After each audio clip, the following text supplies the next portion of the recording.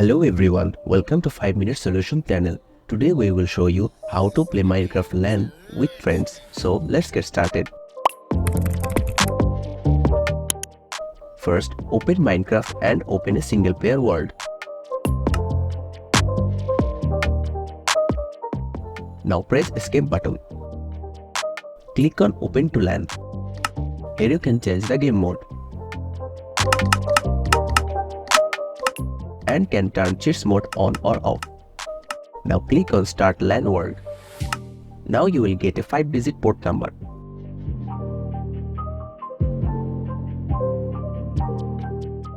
Remember this, in your friend's computer, the LAN world should appear here.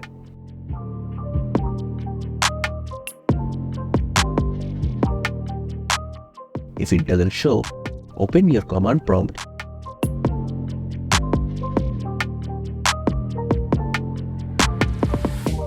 and type ipconfig. Press enter. Now copy this IPv4 address.